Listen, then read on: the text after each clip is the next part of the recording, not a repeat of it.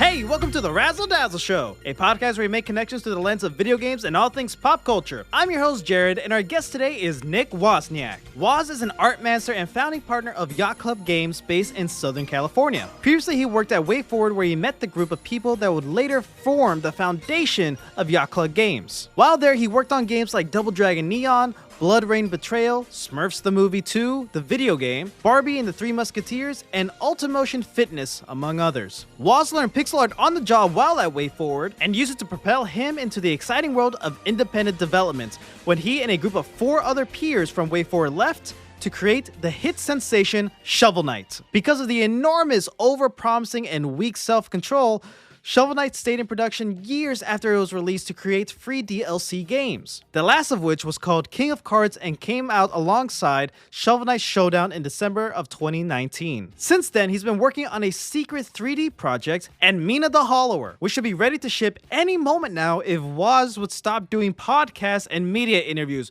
I am so sorry, Woz. Woz lives in Southern California with his 3 kids and 1 wife, and they play D&D every weekend. Please let us know what you think about this episode somewhere on the internet, and be sure to follow us on our socials and subscribe to our YouTube channel. Links to them are down below. And with all that being said, it's Razzle Dazzle time. Hello, Woz. Thank you so much for coming on the show. How are you today? I am doing pretty good. I'm a little busy, a little, pulled thin, but doing good. Understood. Yeah, I'm sure you're incredibly busy because you got a specific little game coming out, Mina the Hollower, and I am excited for that whenever it does. Yeah, me too. Yeah. So before we get to any of that type of stuff, a quick Kickstarter. Do you have a favorite era of game visuals, or do you think right now is the most interesting time to be an artist? Ooh, it's sort of maybe 2 different questions, but I really like the way that you remember SNES games looking and Sega games looking, and then how that's being filtered modern days is kind of interesting. I really do like that, like, high density pixel. It is really hard to do, and so that's kind of why we've never done a game like that before. But I think like being an artist, kind of being able to kind of fully expand into the pixel zone like that is pretty fun and exciting. It's a good time to be a pixel artist, I think. Yeah. If you're not hoping for steady employment and lots of job opportunities. If you really love the craft, this is a perfect time to do it. Yeah. I guess I would distinguish between like artist and like craftsman or like worker or whatever in the field. Right. Understood. Okay. And we will dive deeper into that later, but I want to start at the beginning with you. Can you tell us, where did you grow up and how would you describe the musical background of your childhood? Musical background? Mm-hmm. Sure. Yeah. I mean, I grew up here in Southern California, a bit north of where I live now. My mom and my stepdad still live there, a place called Santa Clarita. And I always did art. I loved doing art. And so I thought that the only way to make art as like a job, was to be a comic book artist. And so I would tell everybody I was going to become a comic book artist, but like I didn't have the chops for that. And like I just like drawing dudes with big muscles, and so like, or dragons. A lot of my early drawings were just that. But I also played a ton of video games, and it wasn't until high school that I started to like learn about other things besides comic books as like a job. And I was taking classes at the college at the same time I was doing high school, and they had animation classes, and I thought, oh wow, I could really try this out. And I tried it and I loved it. And then it occurred to me that I could like become an animator as a job. And so but yeah, that's my musical background though. Like the music of my childhood was largely Yeah. dictated by my mom listening to whatever she wanted on the radio. So like we would listen to lots of country music and stuff. Um, and like I always like I don't know, I wasn't really like tuned in musically for a long time, and it wasn't until like I saw a commercial for it was like a double commercial for a Linkin Park CD and a POD CD. And I was like, I gotta get those two CDs. I love the way they sounded, and so I got those. I like saved up. It was like junior high. I like saved up some cash and I bought those and I listened to those like over and over and over again. Um, and I've I think Linkin Park still stands up. I'm not. I don't know about POD. As a Transformers fan, I can But- tell you for sure, Linkin Park. I mean, Linkin Park and Transformers are synonymous at this point. You know what I mean? no, it's yes, exactly. Yeah, I know. I loved Linkin Park. I listened to that first album was Hybrid Theory, and then there was Reanimation and Meteor, and I would play those like on loop. But yeah, I think like growing up is sort of like understanding how to make your own tastes and figuring out what you like, which is it's kind of consistent. It's just kind of like doing whatever works, drawing pictures of what I liked, listening to music that I thought was cool, and then kind of like figuring out how to like hone that into more of a specific taste. So yeah, Wow. that's like me as a growing up kid. So did you end up getting those two CDs? Oh, I did. Yeah. Yeah. I mean, I listened to them constantly. Yeah, I really liked the cover art for Hybrid Theory, which is the Linkin Park CD, and I drew it a bunch. It's like a silhouette, not a silhouette. It's like a graffiti stencil drawing of a dude in a trench coat, and then like behind him has like these big graffiti wings. And I just like the the light play, and I drew that a bunch. I tried Right. to draw my own version of that a couple times. Right. Understood. Okay. Did you have any instruments growing up in the household? Did you play any? No, I never really played Okay. music. I played Spirit Tracks as an adult, and you get a flute in Mhm. that game, and you're supposed to blow into the microphone and time it to do it, and I couldn't do it at all. I'm like not musically gifted, and so I had we were married. Yeah, my wife. I was like, hey, because she grew up and she was like a percussionist as a kid. She played like marimba and stuff. I was like, hey, can you do this for me? She like nailed it in the first try. She was like, it wasn't even hard. And I was like, all right, well, I guess I need to like hone my rhythm. On the pan flute too, which is funny. Yeah, That's yeah. interesting. The first time I discovered the mic functionality of a DS where you can actually blow into it was Mario Kart 7 in like the battle tracks or whatever, Oh, the yeah. balloon fight or whatever, balloon battle. I was sick that week, and I was like staying home from school, and I couldn't blow to get more balloons, so I was sitting next to our house AC unit. So I'm like, you know what? Let me just hold it up in front of the AC unit to see if it works. And it does. It gave me like 5 balloons like immediately. And I was like, hell yeah, I Yeah. can't lose. Anyways, that's freaking awesome. And as a Zelda fan, I love that. Love that experience for you. So Yeah.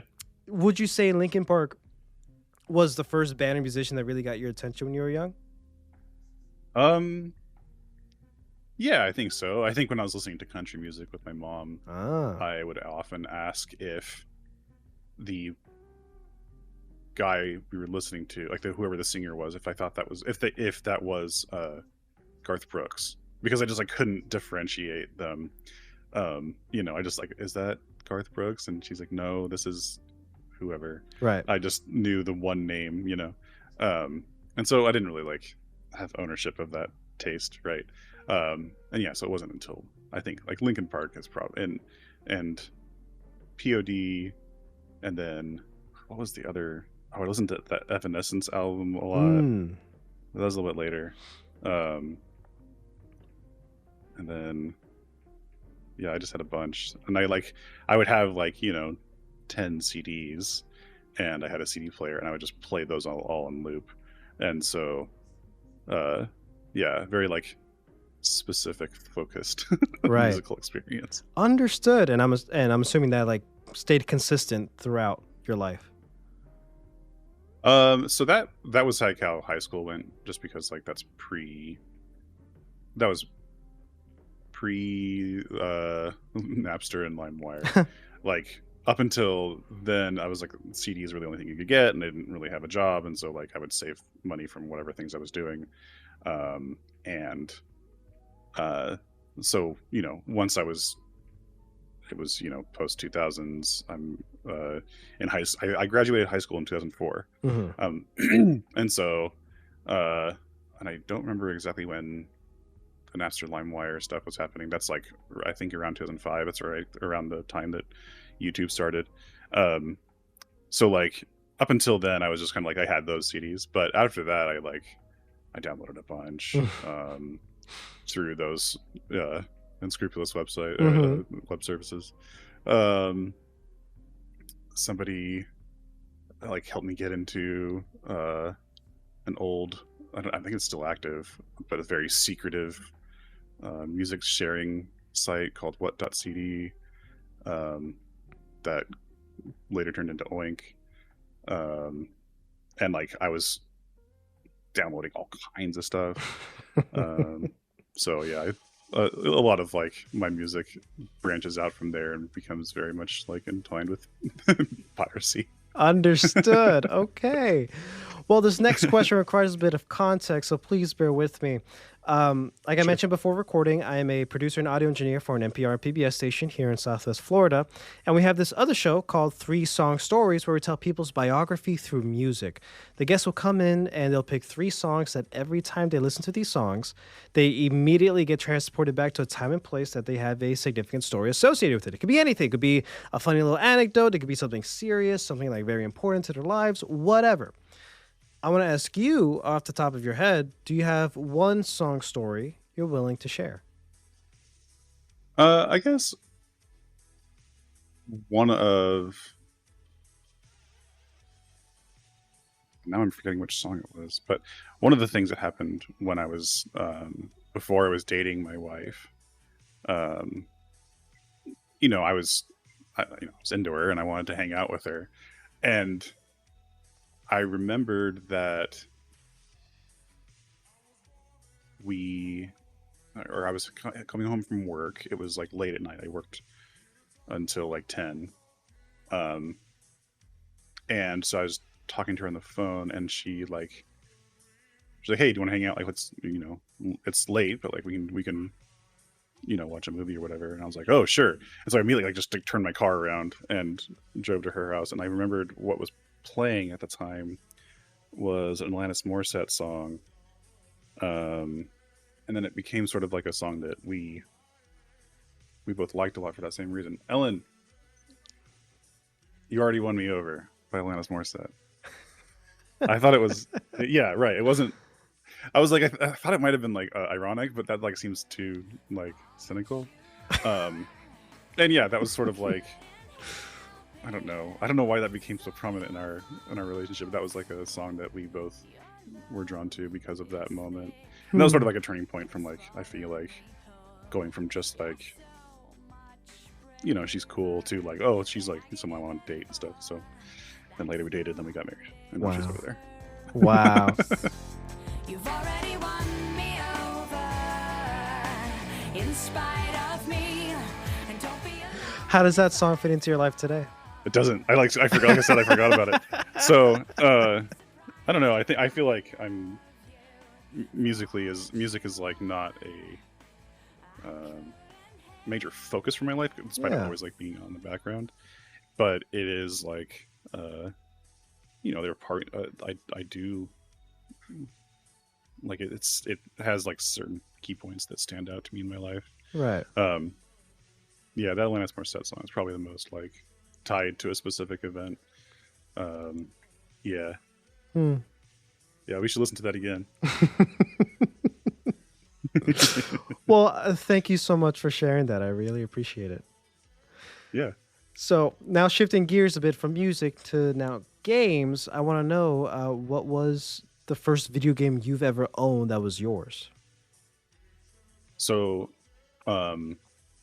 I love the idea of video games when I was a kid, and I like this concept. I remember as a kid rushing into my mom's room and explaining, what a Nintendo was, and she's like, "Yeah, okay, and then later that year, I think it was Christmas, like we got one, and I was like, I just was, super excited, and I played Super Mario Brothers, and Duck Hunt was like the first game that we got.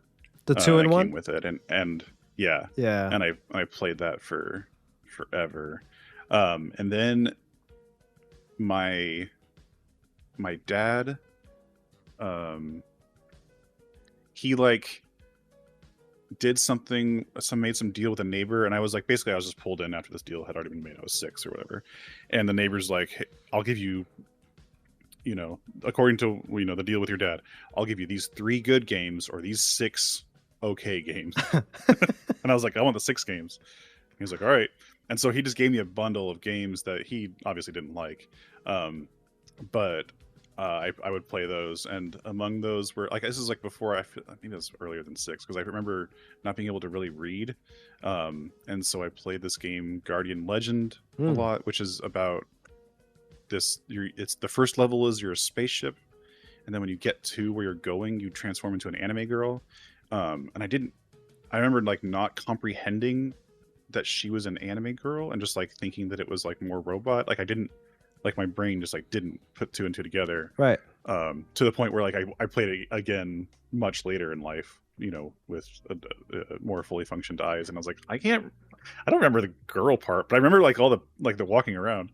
It's a very goofy game, and I was probably not very good, and I probably spent 90% of my time in that first level trying to survive as the ship. But anyway, I played that and like Excite Bike, and there was like an investigate, like a spy game. No, what was it? It was like, I think it used the light gun, and you would shoot like guys in trench coats. And for whatever reason, that game broke the NES for us, and so like for a while we just didn't have one, and that was a very sad day. Oh, I had Mario 3 as well. But yeah, eventually that I think that's something that got like left out in the sun, or like a capacitor blew, and like it like fried the NES, and so after that I moved on to the Genesis. My dad got one of those. Understood. Okay. Now I want to shift again a little bit more. And are you a big comic book person then? Just because you mentioned it earlier that like that's something you wanted to No, become? I'm not. That's the thing. I like it was very formulative for me, but like I had Battle Chasers by Joe Madureira. I had an issue of Green Lantern. Just one. I had an issue. Just one. And I had an issue of, I forget what he's called, but he's like a caveman with blonde hair, and he's got a knife, basically in New York. I forget what he's called, but I had one issue of that. Sure. And I would just like read those over and over and over again. Battle Chasers, I think, was the most impactful to me. That was, interesting. I love, and I still think like Joe Mad's like one of my favorite artists. Okay. Then help me bridge this gap of finding this love for art, I guess, for drawing, for illustration, right? Like that's something you've always have been interested in, right? So like how did you go from not knowing it, or I'm sorry, has this been something that's literally always been a part of your life for as long as you can remember? I think drawing has, yeah. I was always drawing, and I was always drawing nonsense, and I don't know if a specific thing or event spawned that. I just like was always with my pencil in hand drawing pictures, and anytime as a kid in school, anytime a class project could be done as a drawing, I would do it as a drawing.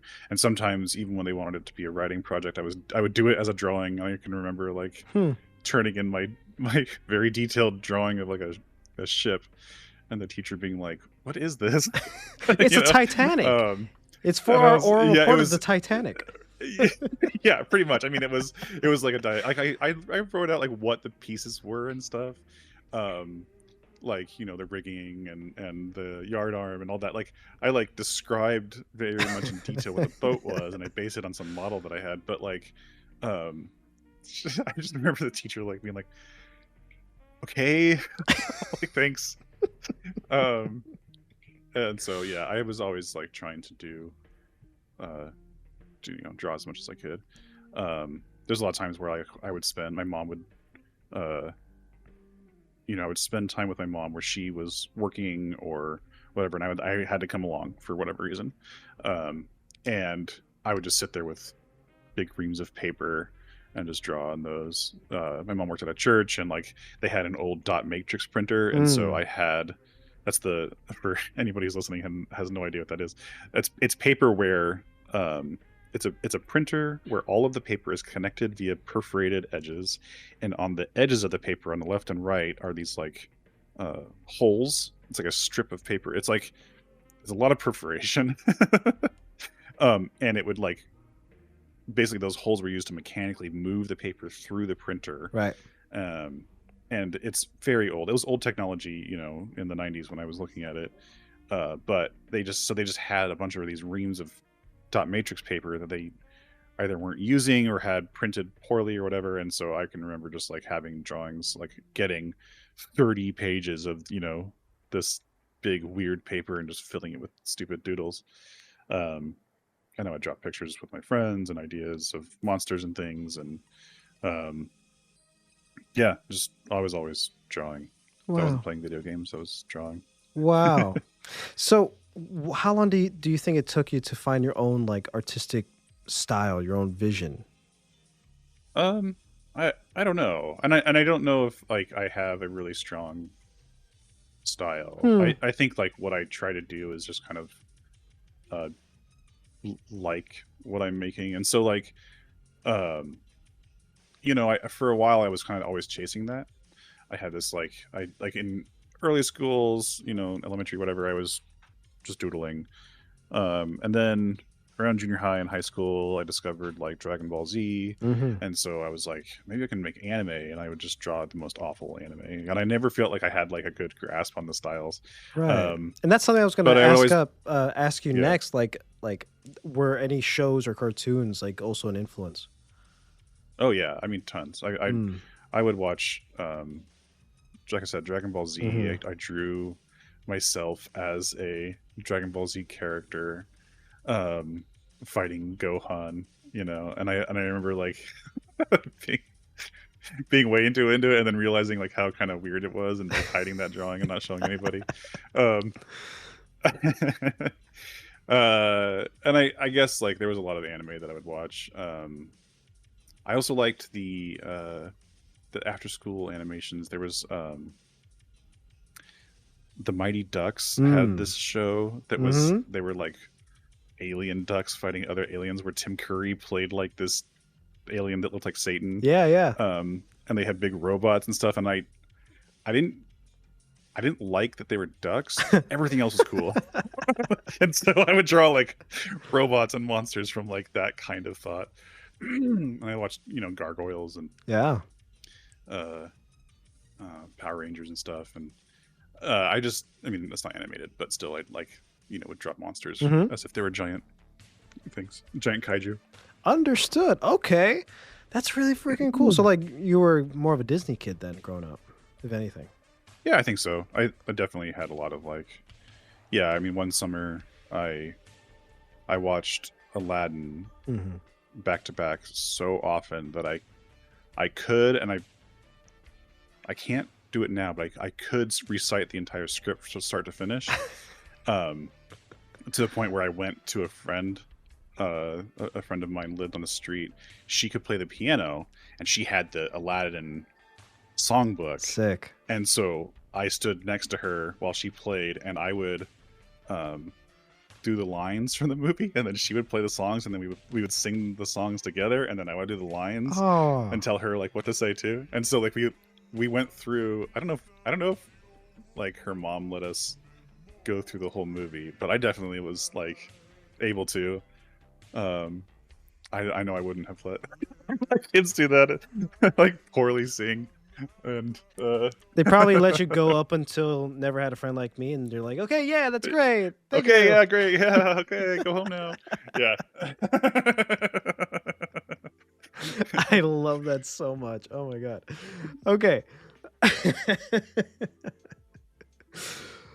That's amazing. Okay, so to fast forward a little bit up until now, or at least more recent, Yeah. obviously you've worked on some of the most recognizable modern retro-inspired games in history. Now, At least one of them, yeah. at least one of them. What was the moment in your life when you realized games weren't just something you loved to play, but something you wanted to be a part of in making?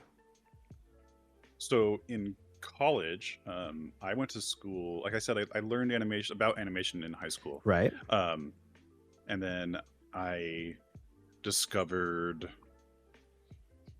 3D animation in college, and so I went from this like I wanted to do animation. I didn't really have a plan for it, but I discovered that like I could do 3D,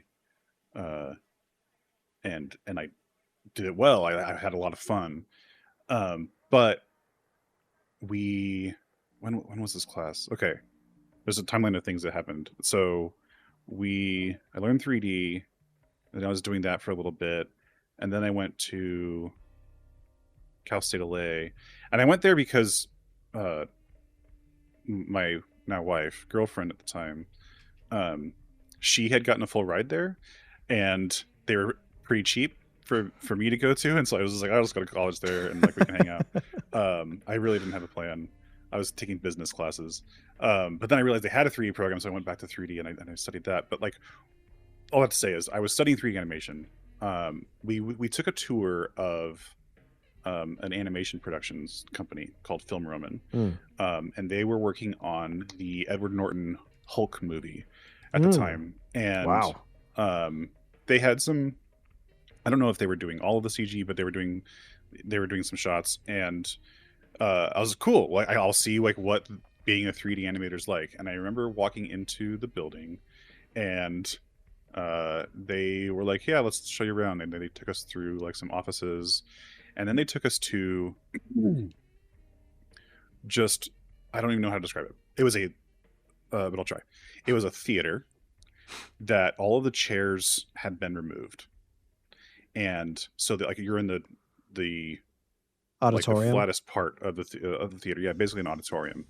And they had giant black duvetine curtains around the space. Okay. And so you walk into this big room and it's just black, and then you you pull back these like super thick curtains, and then you see everybody. And what I mean by everybody is that there were rows of about 10 rows of chairs, of tables and chairs.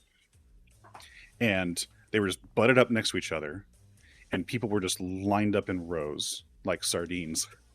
And it was packed. And I just remember feeling like walking in and like being shocked, like what's happening. And it was like a sweatshop almost. Like I walked in and it was just like, this person had their 3.5 feet of desk, and right next, like touching the next person's 3.5 feet and the next person's, and it was just like person, standing next person, standing desk, or just standing, and we like as a group of sophomore college people were like carted through the area, and they walked us in the middle like very awkwardly against the table, and people were like staring at us like, what are they doing here? And we just walked up to this one guy who had a standing desk so he could like talk to us eye to eye. And the lead, the person was like, okay, so what are you doing? And he was like, hi, I'm working on this. And he showed us they had this like proprietary tool. And basically like there's a scene where Hulk gets electrocuted. I think he's like picking up a car. And electricity runs through his body. And so there's there's little controllers for the full animation, but there's also like special controllers just for like just the muscles, just like these muscles on the inside. There's the flexors, and what he was doing was animating a ripple effect going through the muscles, and it was just like so minuscule and so specific and so just like nothing. It was like you wouldn't see it, like you don't see it. It just adds some texture, but like that's what he's doing all day. And I just remember seeing this and being like, oh, the industry sucks. What am I doing? This is crazy. And I just remember thinking like, oh, that's cool. I mean, he'll have his name among, 600 people, 700 artists in the credits. And like, I just remember walking away from that experience being like, I never want to work here. And it would be so hard to get a job here. And this is a nightmare. So I didn't know what to do after that. And so I was doing like 3D gig work on the side. I would like look at Craigslist and like look up things to do. I did stuff for this is still in college, so I was like overselling myself, and I did stuff for a toy company, and that was ultimately never used. I did there was like making 3D animals. I was like, I should do 3D animation. I was like stuck on this, and then I would do that work in a coffee shop because I didn't want to do it at home. Felt super like stagnant at home, and so I would like go to the coffee shop and work. That's very interesting. I've always wondered if people really like actually get up, take their laptop from home and like go to a coffee shop and work. I see that all the time in movies and TV shows, and I'm like, I have never really like seen someone. No, I really would do that. it every day. Wow. And like I had a giant ugly laptop that was like it was garish. It had like flames on it and stuff. Like it was like the actual, the printed plastic was really garish. And That's so I just funny. sit on the coffee shop bar, and I knew the people there, and they like I was there all the time, and so they like let me like plug into a plug, behind the counter, so I didn't have to fight for couch space, and I would just be there for a long time. And that coffee shop was the first floor of a 5-story building. On the third floor was Way Forward. Wow. The game company, yeah. And so I would meet those guys would come in all the time to get coffee, and I met some of them. And very awkwardly and inappropriately would beg them for jobs. And they would see me working all the time. And I think they like, one of them liked that I was always working, and he was very affable, and turns out he was like the CFO. And so he's like, yeah, we'll see if we can find something. And eventually they had me take a test, and I failed it.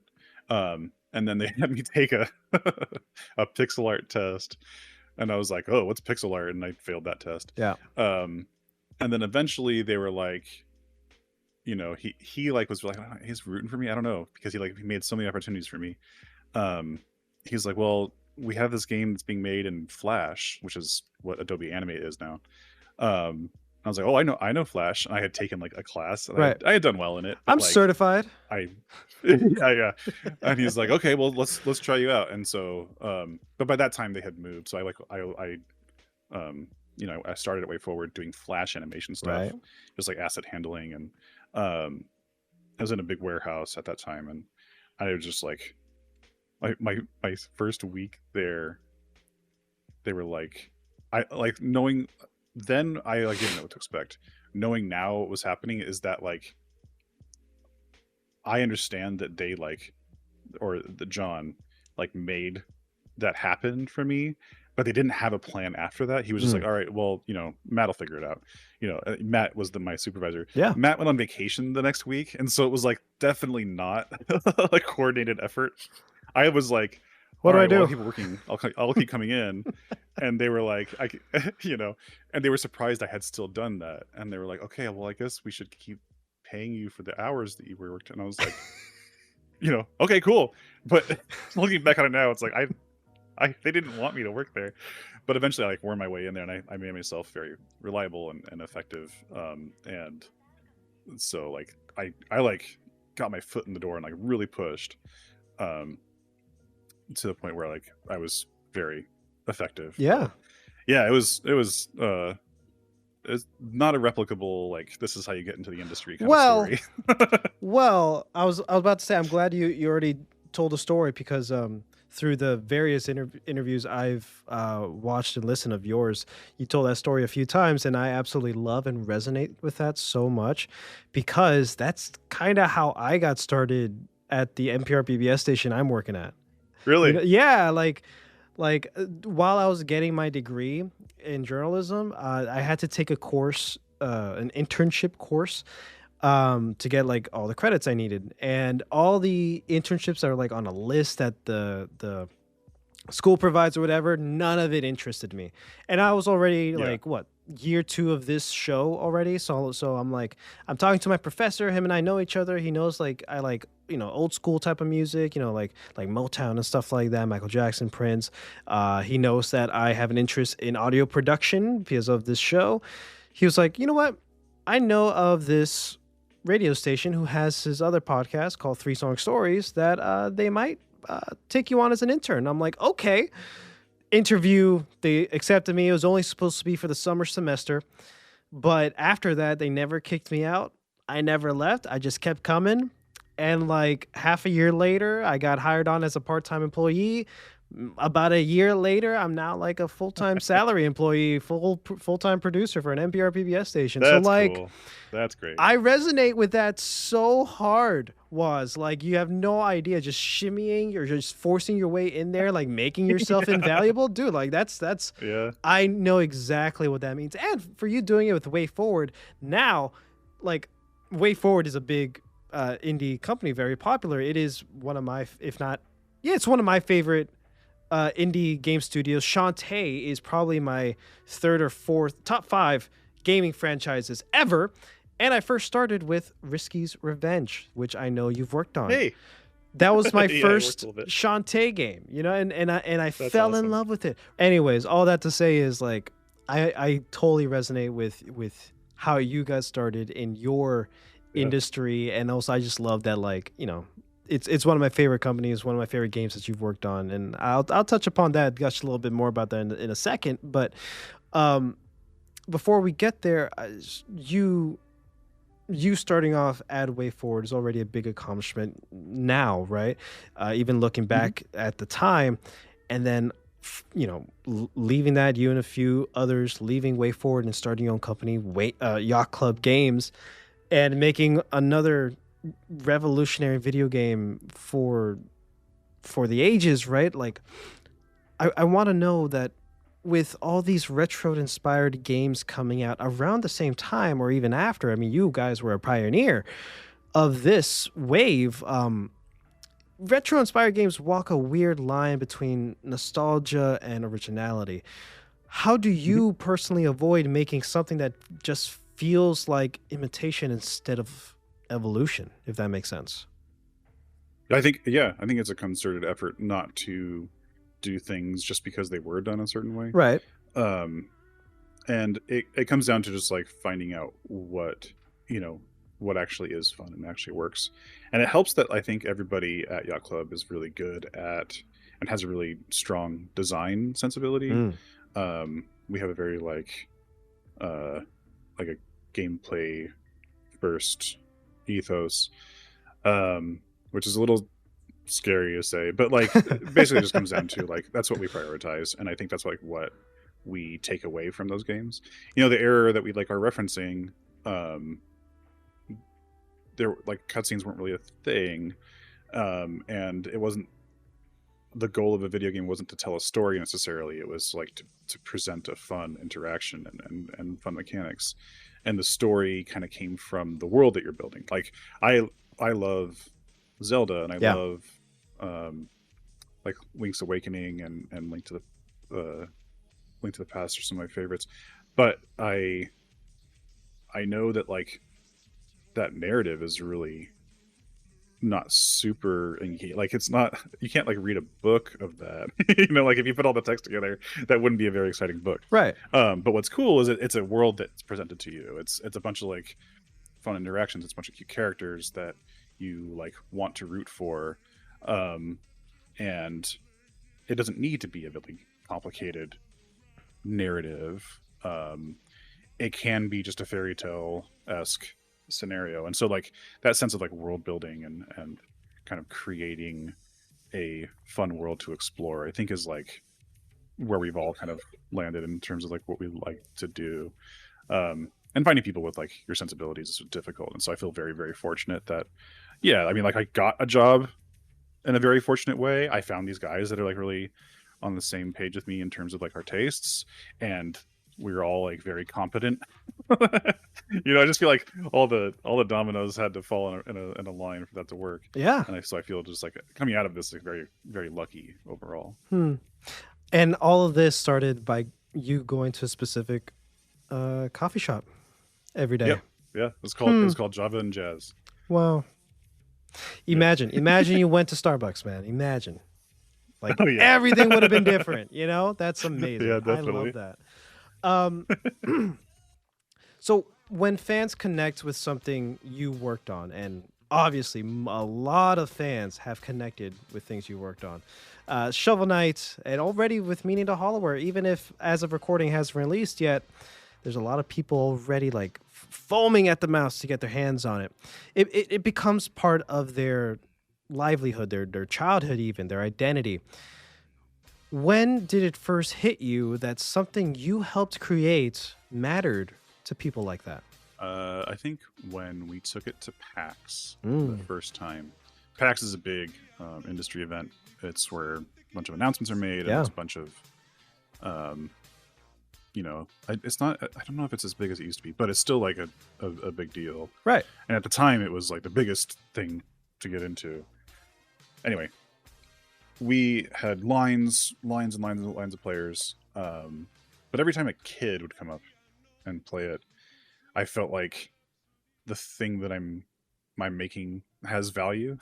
Even if it's just like a kid having a good time, like seeing them connect with it and being able to access it was like so validating, so meaningful. I had always wanted to make games that inspired kids to the same way that games had inspired me. And so with seeing, you know, a dad walk up with his 10-year-old and explaining, this is pixel art, it's not bad, it just looks old and it's good. You know, and then the kid like not listening and just like looking at the colors, you know, fully engaged on their own. And they get it, you know, kids get it. And I think like that's the thing that makes me the most excited now that I have kids too that are playing it, playing games and stuff. They like Shovel Knight because their dad made it, but also just like they like being able to just get engaged with it and play it. You know, my daughter is the same age as Shovel Knight. She was born during the production. Wow. And so seeing the like the impact it's eventually had on their lives has been like really, really good. Not just as like a way that like I stayed I had a job, you know, but also just like they connect with it in a way that I had always wanted to connect with my art. Right. Oh man, I love that. And looking back at your career so far, what's a moment where you felt like, okay, I actually belong in this industry? I don't know. I kind of feel like I don't. So like one of the things that I think about all the time is I think I function really well where I'm at with the people I'm with. And, you know, making pixel art is something that I kind of fell into. Like I didn't do, like I said, I was doing 3D, you know, I fell into pixel art during the productions of games at Way Forward. And I feel like that skill is so specific and so niche that it's not like it's a common thing in the industry, like outside of small studios. Right. And so I feel like part of me feels like, well, I just like don't even know what it's like to be part of the bigger companies industry, you know, and that's like the majority of people who are working in games. And so I feel validated though. I feel like people like the game. I don't want to disparage that. And I think that people definitely look to Yacht Club for like as a story of success. But I also feel like we kind of lucked out, and there were like there's so many things that lined up to make it so that we are fortunate enough to be where we're at, and it's a success story born of happenstance almost. And so I don't know, I don't want to say that like it's just luck, because like the guys that I work with work really hard and they're really, really talented. And you know, that's a testament to how we stuck together for so long. But at the same time, like, I don't know if I would say that like Yacht Club is a paragon of the industry. You I just probably don't- wouldn't say that, but I think a lot of people will agree that, like, out of the indie game scene, Yacht Club is one of the main pillars. I mean, in my Yeah, but that's opinion, just I'll say because that. like I think we like fell into that though. Like Yeah. you know, in 2013 when we started. Okay, so at the end of 2012, at the beginning of 2013 is when we kind of split off from Way Forward. Right. And during that time, we had the idea of making a game, but we didn't have a clear plan. Like we were moonlighting, and we were going to work on a mobile game, and not a mobile like gotcha game, but like Right. a platformer that you played on your phone. Right. And it was just bad. And in terms of just like the plan, the game is cool. The music is great. Music is actually where we get the logo ditty, the little mini song that plays when our logo shows up. But anyway, so we were like, okay, we can't do this. Let's make an NES game that we like. That's like our roots. It's like the thing we like. We want to make a platformer. That's what we like. We're wasting time with this other game, and at the same time, you know, Tim Schafer was doing this cool experiment called Kickstarter, and that was like a new exciting thing. And so around the time that we were looking to start a new game, Kickstarter was like, hey, here's a viable option, and to fund this without getting a publisher. And we're like, oh, maybe we can do this. And at the same time, like, Kickstarters were cool and new and sexy and like getting coverage on websites, and like Kotaku and Destructoid and, you know, IGN. These are like big websites that you like had to be on if you wanted to get your game's name out there. And you know, like we were making a game that heavily inspired by Mega Man. Sean reached out to a guy who worked at IGN who he recognized had written a bunch of game FAQ guides back in the day. Like Game FAQ, for those of you that don't know, was this like the place to go for game guides that were unofficial, and they were always written by some kid who had just like played the game for 6,000 hours, and there was always like ASCII art at the top, and he recognized Colin Moriarty's name and from those guys that he had downloaded, and so he like just cold called him, you know, sent him an email, hey, we're making a game, it's a Mega Man game, do you want to play it? And he was like, yeah, that seems awesome. And so like we got this like coverage from IGN randomly, and like that also led to Destructoid and Kotaku giving it some air, and like and many others. And so our Kickstarter, like, you know, doing the Kickstarter, getting coverage like that, and then like it was like rising, like, you know, the first few days got no backers, and then we got a ton of backers towards the end. Then we did the PAX in the middle of that, and then like the Game Grumps, which was like this new thing, like Let's Plays was like not really a thing.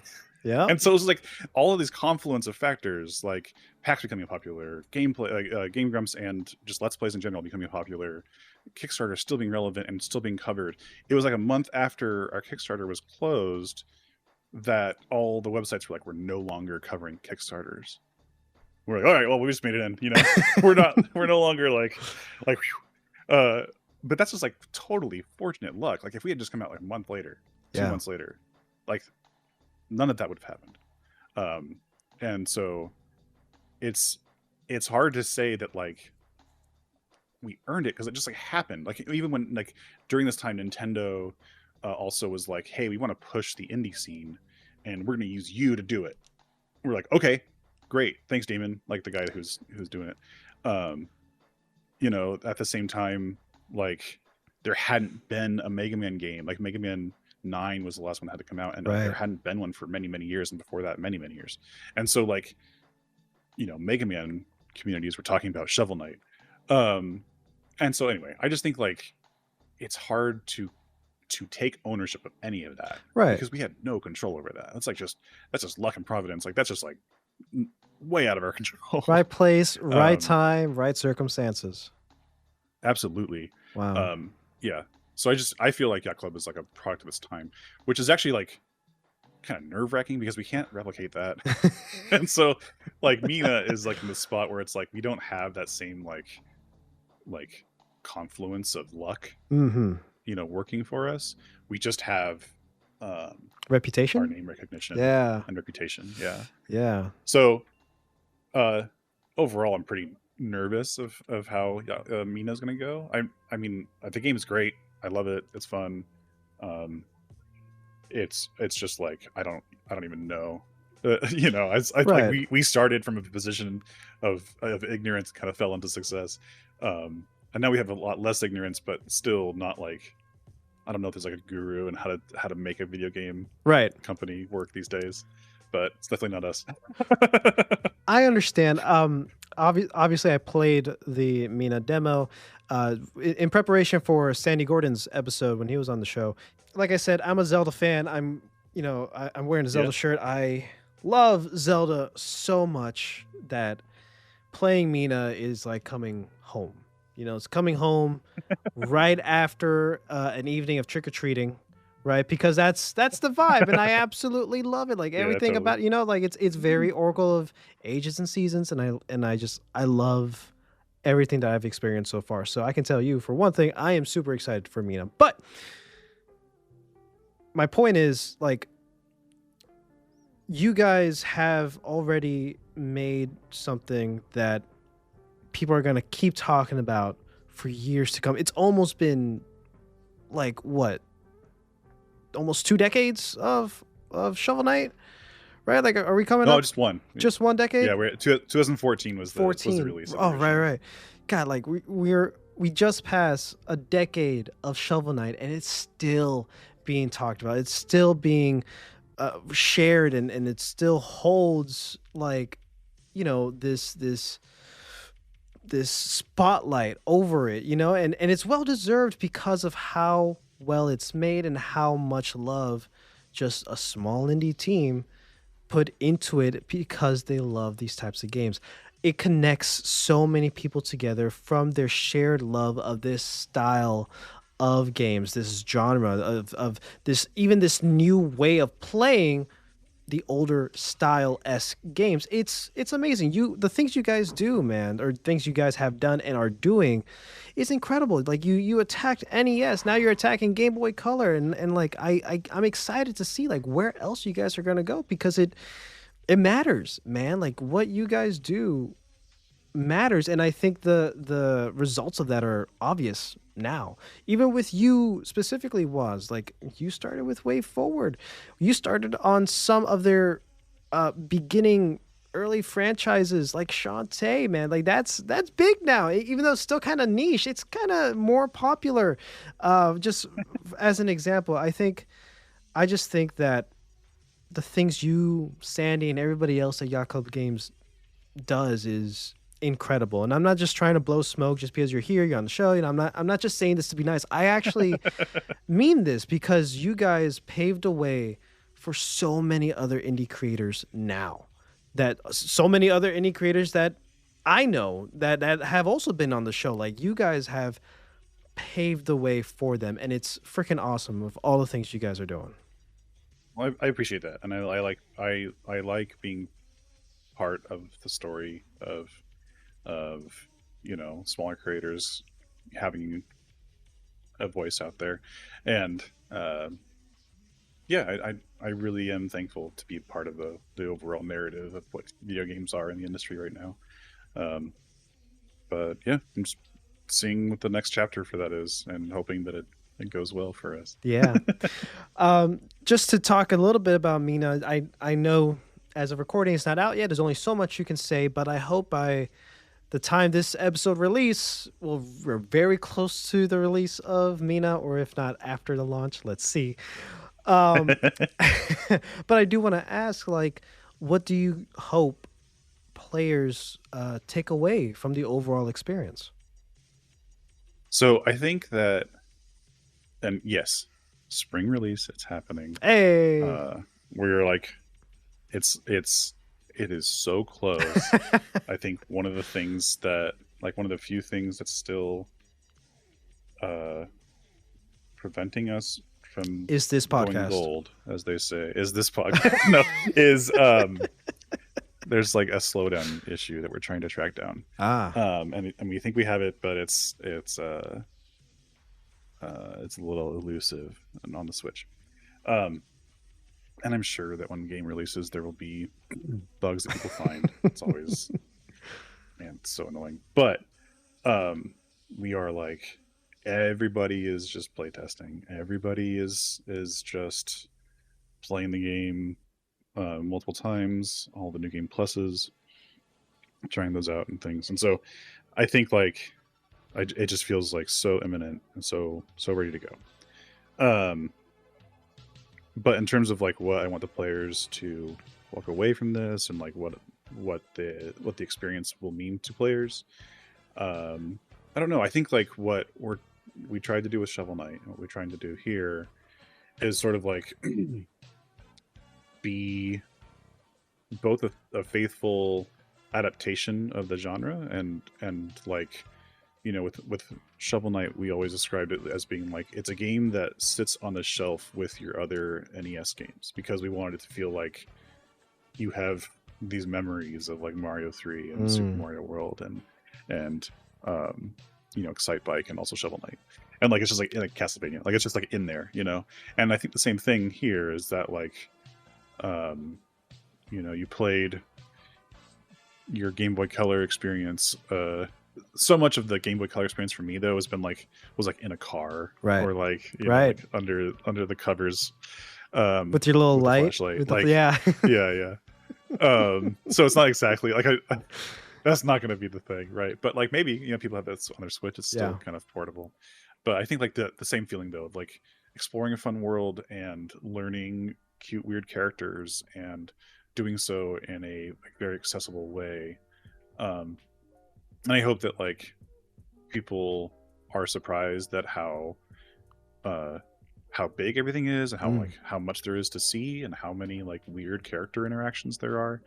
A lot of times you look at the achievements and use that to like see everything, but there's a bunch of stuff that's just like not in the achievements that aren't an achievement, that that are just like ways that to interact. Like you use the plasma vial in the bar, and like, and a certain character will react to you doing that. And it's like, that little moment most people aren't going to see, but the fact that there are those like scattered throughout the world, I think is pretty impactful. And so I think like what I want people to do is be like, just like dwell in the character and the world, and like really get into the tone, and hopefully come away with an experience where it was like something that they connected with, you know, the just the overall feel. To that end, like, we're also like making it so it's little, like, the difficulty can be harder or lower depending on what you want. And there's we don't have a difficulty setting, but there are modifiers that make the difficulty as hard or not as you want. Right. You know, we have a bunch of modifiers. They're like, the equivalent of a modifier would be like a cheat code in the old days, right? So it's things like the pits don't kill you, or pits don't hurt you when you fall in them. You just walk over them. Or spikes the same way. Or you don't take damage, or you take less damage, or the game, you know, runs slower slightly. Like, that kind of thing is, or the game world does, not the player. That kind of thing is just like a way to tweak the difficulty in a way that like lets players who feel like the game is maybe too hard kind of access it. And we just want everybody to feel comfortable playing it, even if you are a kid, you know, picking up a controller for the first time, or a seasoned veteran of, you know, classic Castlevania and modern Bloodborne. You know, so it's we're trying to broadly hit as many people as we can, and hopefully it's going to work. I'm sure it will, and I think you accomplish that feeling that you wanted players to have, at least with Shovel Knight right now, with like having it as another edition of like all these other great games. I mean, like now you can list off Hyper Light Drifter, Shovel Knight, Hollow Knight, Ukulele, and so on and so forth, like all these other great indie hits. And like you guys are always a part of that conversation. And I'm confident that Mina will be along those contenders. So I also want to ask, like, why go from NES to Game Boy Color-esque and not go to like Super Nintendo? Well, I think as much as I love the Super Nintendo, like I said before, Mhm. I said before is that it's really hard to do. Right. And what I mean is, when you look back on the NES, well, when we do, we think of games that look and feel like Shovel Knight, right? Mhm. And so it's a little bit more complicated. There's a lot more animation frames. It's more high fidelity. And so like we took an NES game, which is a very simple thing, and made it a little more complicated in the art. If you take a look at old SNES games, there's a lot less restrictions. And then you do the same kind of expanding, right, where it gets a little bit more complicated. That doesn't really have a cap. There's no like limit to how you make it. Basically, like you just make a really high fidelity pixel art game.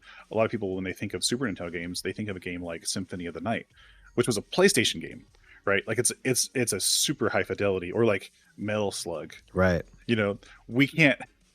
I can't express to you like how complex and difficult that animation is, that animation style, and just the assets alone would be too much. And I think like also you don't get like an increase of advantage. Like there's not a lot of pros that come with that. There's a lot of cons with a Super Nintendo game, where like this, like, because like the gameplay wouldn't really change that much. The biggest thing is that it's accessible more. It's like it's more appealing and visually instantly. But I think the people that like Shovel Knight, you know, they're ready for that aesthetic, and they're all for it. That's great. But I think like so the point of that is that like going from NES to SNES, more complication, not a lot of advantage.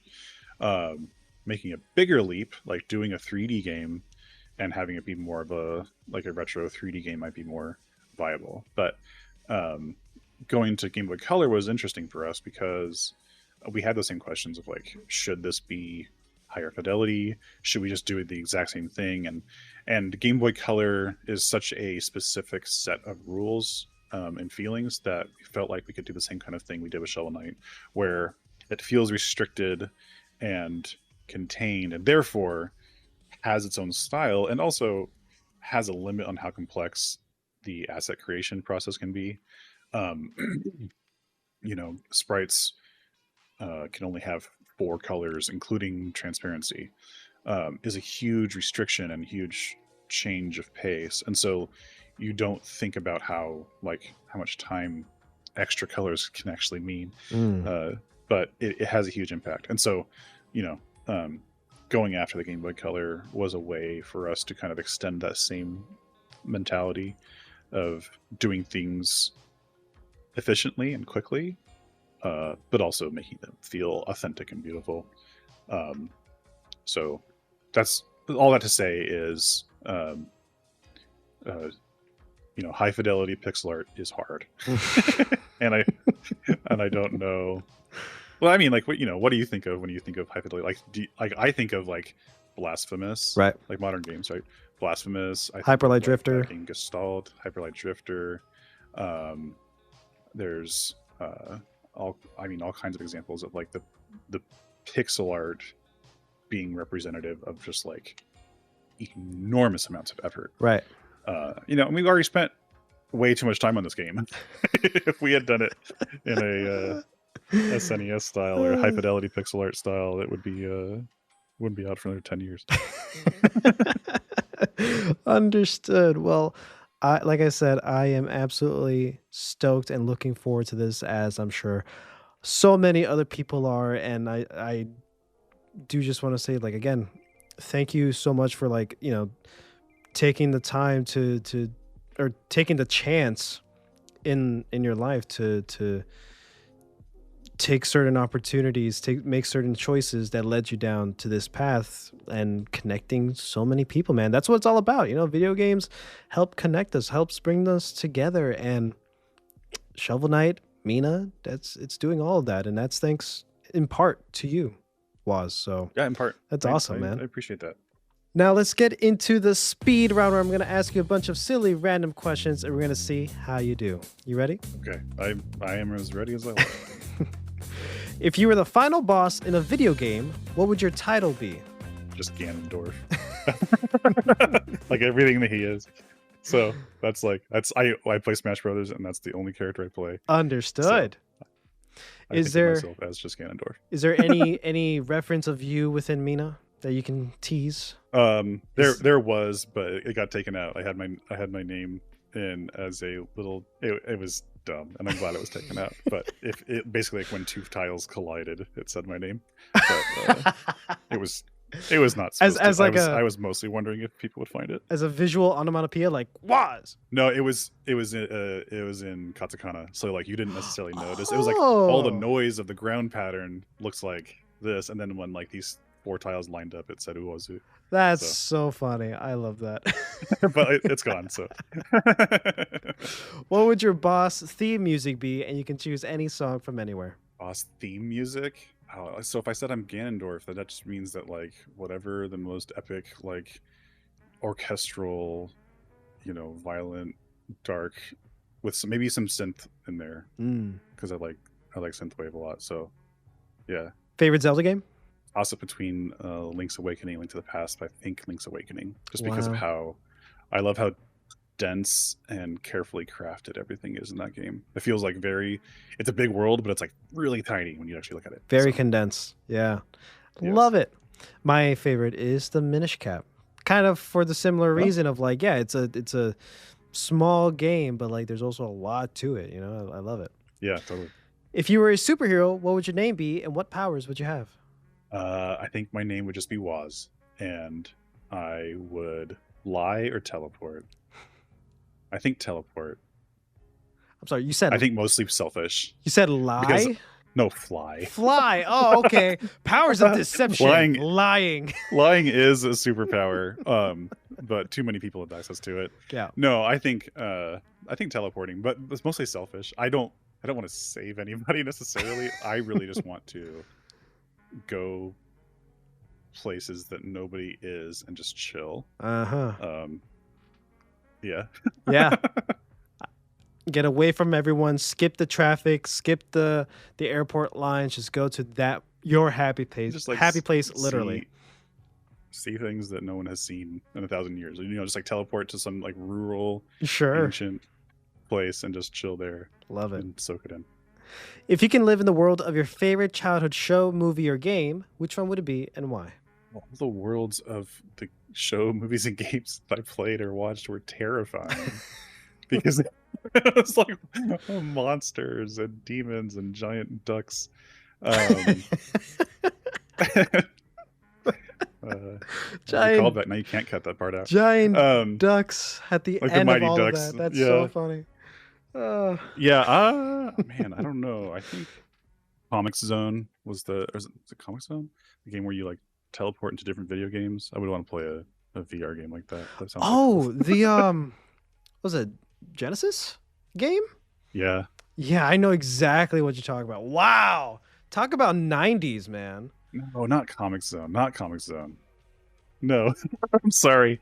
There's a game where I love Comic Zone, but there's a game where you play as a guy who like is in a virtual world and he's getting different heads. Oh. Like he gets a helmet and he becomes a knight, and then he gets a rhinoceros, becomes a rhino. Oh. And it's a Genesis game. And my brain always says that's Comic Zone, and I knew it wasn't. That's why I looked it up immediately. And the cover is like a dude like riding a skateboard. Of course it is. Why can I never remember the name of this game? Funny enough, that doesn't narrow it down.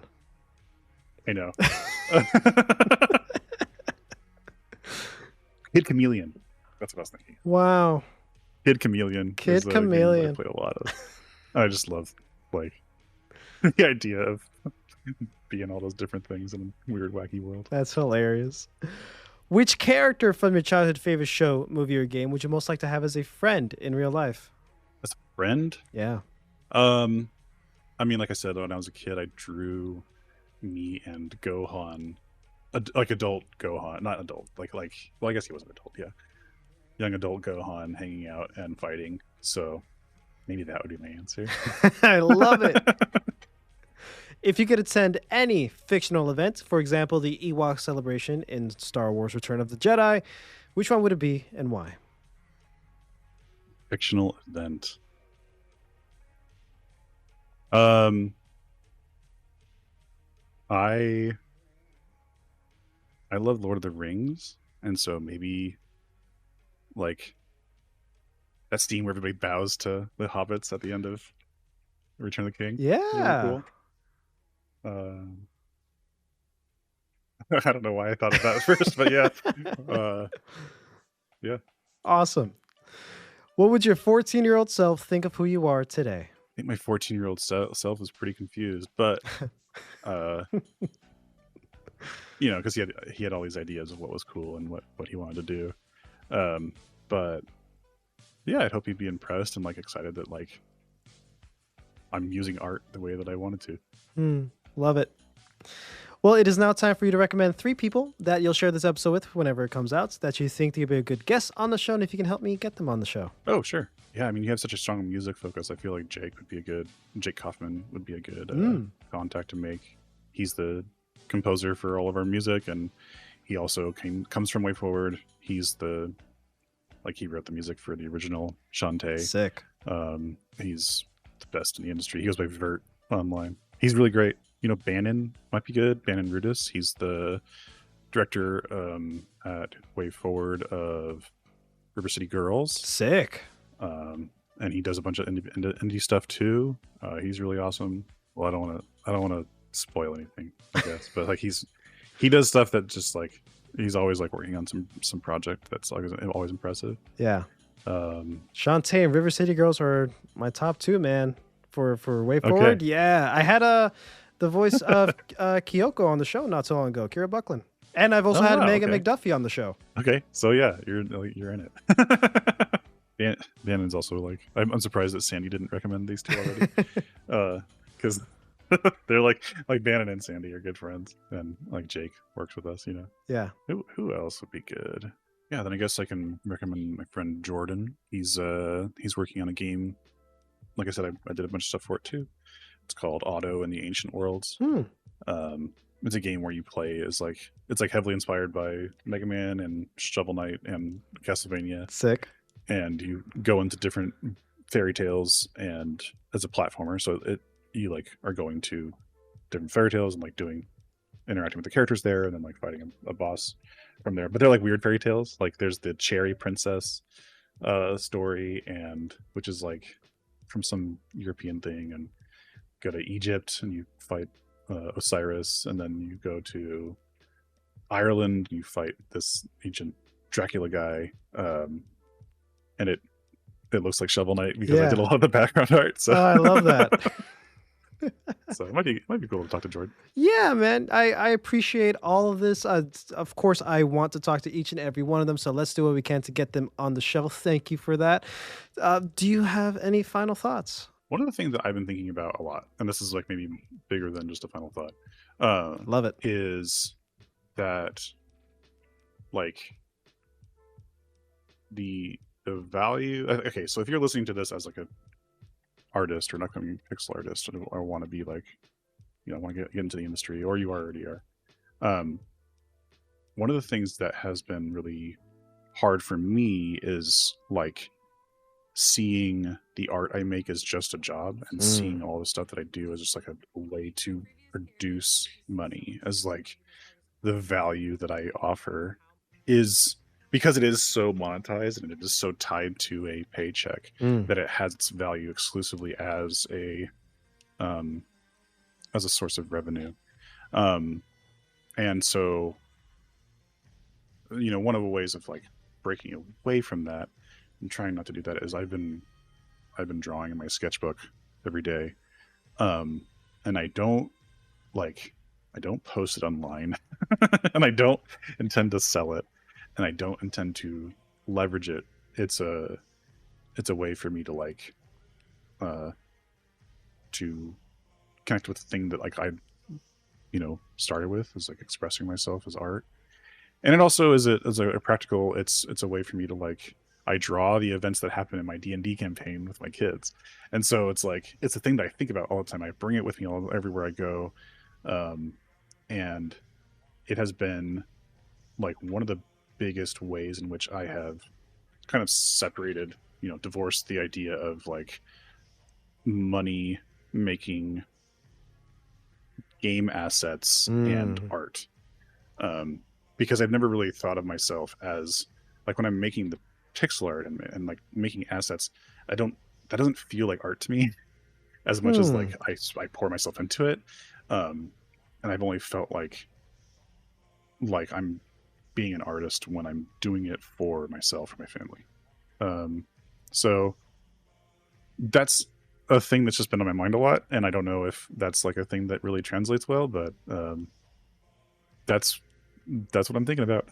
That's my final thought. I think I can relate to that a lot. I'm not an artist as in drawing or whatever, but like the thing that I like to create is, this show, right? Like audio production. We've been doing this for over 6 years now. We don't make a single cent. We don't make any money, and that's on purpose. We have a nice audience. We have a nice, decently sized audience that I'm proud to say that we have. And the whole point of this show that I've always stuck with is like, I don't want this to turn into a job, because I don't want that.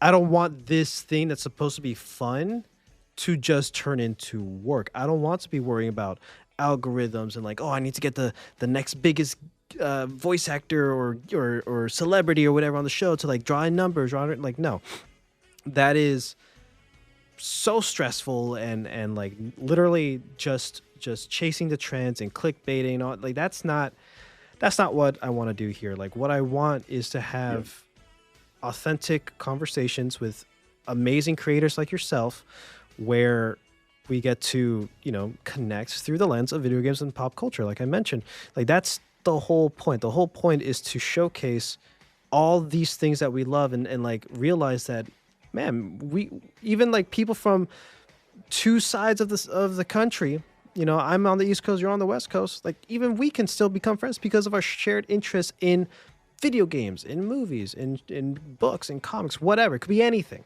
and that's like what I try to bring to the viewers as well. Like, try to be as authentic and showcase that like friendship is important and we can make friends through pop culture. That's the whole point. Why I don't want to capitalize on that or monetize it, because then that just takes away the heart and the integrity of what I'm trying to do. Because then once I do that, then to make sure I make enough money, not just for me, but also for my co-hosts and like, to keep this thing running, I need to think of, okay, what will bring in the most viewers? What will bring in the most clicks? And then that just takes all that other stuff away from it. So I understand what you're saying. I think in some weird way, like I can resonate with that too. Yeah, I think anything that you do, any person that does a thing, can like do it genuinely for themselves and do it for. I mean, obviously, it's a position of privilege to be able to do that. When you have a secured revenue stream, you can spend your life and your energy doing things for yourself and your community. I think like that extends to everybody. Like you said, like audio production. It's very visual to say that as an artist, because you're just drawing and you're producing things. But I think like anybody can really do that. I don't know what it looks like for other people. I mean, but that's just because I'm not other people, right? Like that's what makes the human experience interesting, is that we all have our own perspectives and we can't speak to everything. So yeah. Well, Woz, thank you so much again for being on the show. This has been an amazing conversation that I've been so excited to have with you. I really can't stress enough like how important your work is, not just to me, but to so many people. And I just can't wait to continue playing and seeing what you guys make. And I will always be a supporter of Yacht Club Games. I've had been for years. I remember exactly I remember the exact details of the day I first bought my copy of Shovel Knight for the Wii U back in Miami at Dolphin Mall. Like, I wasn't even planning on it, but like I was walking around the mall with like my friends and my girlfriend at the time, and I was like, hey, let's just check in at the GameStop. It was there, it was on sale, and I'm like, you know what? I hear a lot of good things about this game. This was like a few months at, or like a year or so after the game came out, and I'm like, I'm gonna take this home with me. I did, couldn't put it down. like it's a beautiful thing, because like, video games are an amazing art form, and that's exactly what you guys are making. You guys are making art. It's important. You guys are doing great. Yada yada yada. I'm babbling, but thank you so much for everything, Woz. And I'm so glad that like got to have you on the show, and I hope that you got to walk away with another friend made just like I have. Definitely. All right. I appreciate it. Thank you for having me on. All right, that's all the time we have for today, guys. Thank you so much for joining us on another episode here on the Razzle Dazzle Show. If you want to hear more from Woz, be sure to follow him on his socials, and be sure to check out and wishlist Mina the Hollower on Steam. Be sure to let us know what you think about this episode somewhere on the internet. Follow us on our socials and subscribe to our YouTube channel. Be sure to rate us 5 stars and leave a comment down below. We'll catch you on the next one.